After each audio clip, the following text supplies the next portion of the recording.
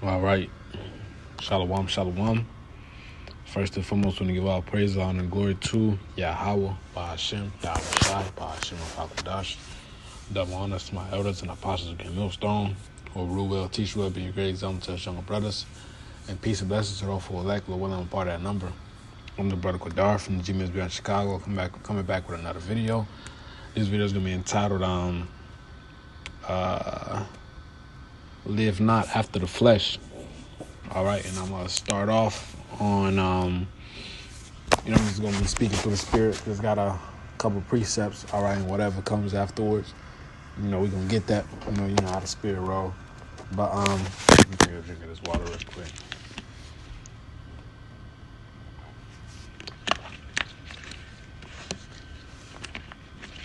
All right, this is Galatians 5 and 16. This I say, then walk in the Spirit, and ye shall not fulfill the lust of the flesh. All right, so you got the elders of Hob in Mississippi, always mentioning the flesh and the spirit is like a good wolf and a bad wolf, and whatever wolf wins is the one that you're feeding the most. All right, so if you locked in the scriptures, you're gonna be in the spirit, man. Different, and when you in the spirit, when different situations arise, you'll handle it, with wisdom, But if you've been constantly feeding the flesh, you might give the wrong reaction, or you might react carnally, or your thought process is not how it should be, Like the elder always talking about, is like a good wolf and a bad wolf. You got to balance out. All right, but still, majority of the time, you should be on this word, man. The elders always talking about, especially if you don't have no kids, especially if you don't have no kids, man, ain't no distractions. You should be in the word, and I'm speaking to myself first and foremost. All right, this is verse 17. For the flesh lusteth against the spirit, and the spirit against the flesh. So it's always going to be a constant battle, until we get out of this flesh, and these are contrary the one to the other, so that ye cannot do the things that ye would, But if ye be led of the Spirit, ye are not under the law. All right. And now the works of the flesh are manifest, which are these: adultery, fornication, uncleanness, lasciviousness, idolatry, witchcraft, hatred, variance, emulations, wrath, strife, seditions, heresies. All right. Envyings, murders, drunkenness, raveling, and such like. Of such like I tell you before, as I have told you in the time past, that they which do such things shall not inherit the kingdom of the Most High.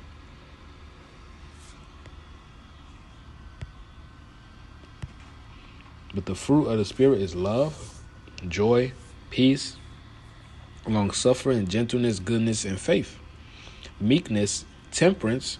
All right, that goes into discipline. Against such there is no law.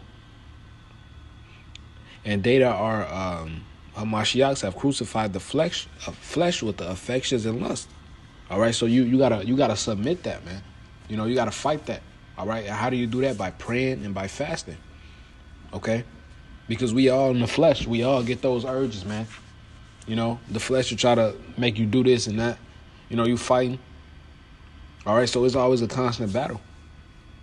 Especially in the mind. Okay, verse 25, if we live in the Spirit, let us also walk in the Spirit. All right, so like the elders of Hob say, feed the good wolf, man. All right, make sure you're reading. All right, make sure you're around these great men. All right, don't go days without reading, studying, praying, especially praying, man. Apostle Ricard always going into that. He pushed that heavy prayer. All right, because if, the power of heaven and earth is on our side, man, hey, don't neglect that, man. This is, let me get this Psalms 51. Psalms 51 and 10, create me in a clean heart, all right, a clean mind, okay? and renew a right spirit upon me. Okay, and it says renew a right spirit upon me. So we want the Lord to purge the flesh, purge our flesh, and give us good habits, man. You know, and give us more talents. All right, and we really want to get out the flesh. All right, we want to be delivered. We want those immortal bodies. All right, it says, cast me not away from thy presence, and take not thy Holy Spirit away from me. All right. It says, take not thy Holy Spirit away from me. Once the Lord does that, your head is gone. Look at King Saul. All right. He was through. It said the Lord put an evil spirit on him. All right. Hey, when the Lord not dealing with you no more, hey, you susceptible. All right, that's a tongue twister for me. To those spirits, man. Okay. You don't have no protection. And that's a scary thing, man. You know, because a lot of people fall out. You know, they doing these, you know, dealing with Transformers and, you know, just a lot of abominable things, man. You know, a lot of abominable things, man. We don't want that. All right. Let me get that. When the unclean Salakia spirit.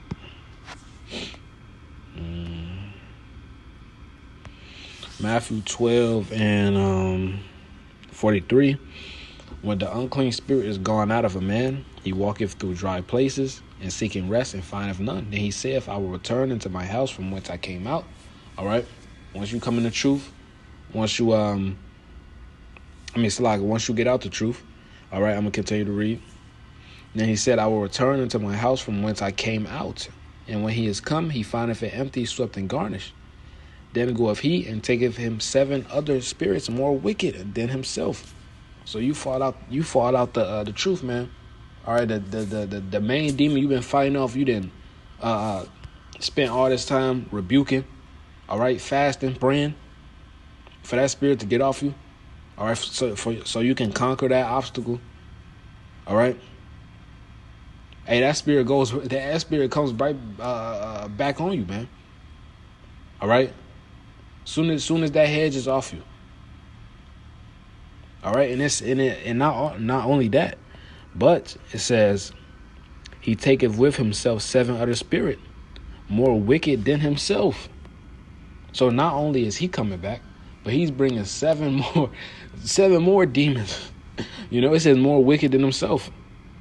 You know, so you just fucked up in the head. And they enter in and dwell there. And the last state of that man is worse than the first. So him in the world, all right, he was in a better state. He was better off, not even knowing about the truth. He was in a better state of mind. All right, he was in a better state before he even fell out, man. You know. And those gonna be the guys that also received those many stripes because they also knew about the truth. All right. It says, even so shall it be also unto this wicked generation. All right. And this is a very scary thing to be a part of, man. You know, you never know when it's your last straw. You never know when the Lord's like, okay, I gave him enough mercy. You know, I'm tired of this. All right. That's why we got to constantly be in fear, man. We got to work out our own salvation with fear and trembling. This is Philippians 2:12.